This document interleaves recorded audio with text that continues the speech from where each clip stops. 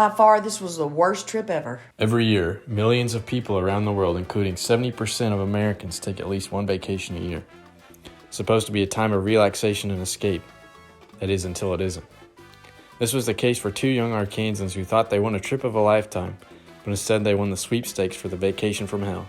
This is their story. We knew we had to get over here. We had to get here in time. We had to fly to Dallas, make the connecting flight so that we could go on a cruise that we had won, and we were going to fly to Fort Lauderdale and then cruise to Key West, Cozumel, and have 7 days of a lot of fun. So as we got into the airport, we found our flight, and right beside it were the words "canceled."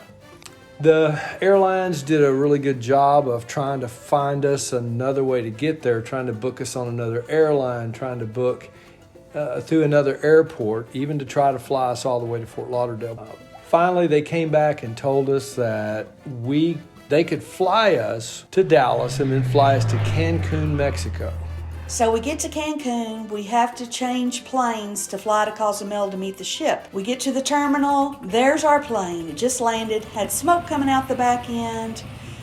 There were people getting on the plane with livestock. The pilot has a rope ladder that he's climbing out of the plane. But we didn't have a choice. It was either get on the plane to meet the ship or we were going to miss it. So we got on the plane and we finally landed. We finally get to the dock, and we're waiting for the ship to get to the dock so that we could get on. Well, we sat there, and we were the only people. And the next thing you know, we were getting hot and thirsty, and we had already been there for a few hours, and Jim tried to go inside of the customs building, to see if they would let us use the restroom and get something to drink. Well, a guy with a machine gun looking gun comes to the door and just starts shaking his head, no, you're not getting in. So finally we see the ship coming, and they dock, and all the people get off the ship. And we had to wait for all the people to get off before they would let us get on, because we needed to get checked in, get our room. The Marshal did not want us to get on, so until they checked our bag. So we had to open up our luggage right there on the dock while all the people are getting off and have a search.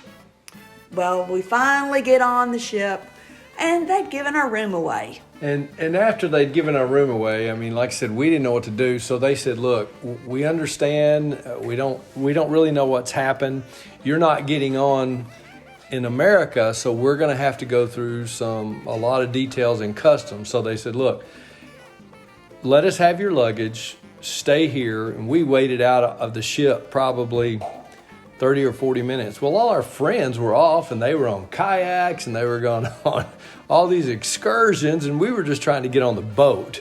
So finally, they took Martha and I up to an office, and they explained to us that, "Look, we're so sorry, but your room has been given away, and we don't really have anything, but we're going to try to work something out. So if you want to go to the back and have something to eat, you're more than welcome to." So we get some leftover cold pizza, finally make it to our room, and it's next to the engine. And no window. It was the worst bed you've ever seen. And the funny thing is we'd already found out in the meantime that the cruise before ours was It was a nudist cruise. So, and actually they weren't really beds. They looked like a couple of cots. And the noise was so loud. I mean, you couldn't even hardly think.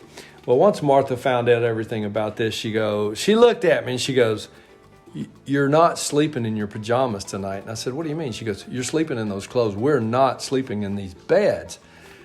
And I thought, well, okay, we'll figure something out. So anyway, we spent the evening around the ship. There was nobody there because everybody was out on their excursions. But by the evening, we go back. We get cleaned up. So we thought, we'll just go have a good dinner with everybody in the evening in the dining room. And we're standing in line and we're ready to go to our table.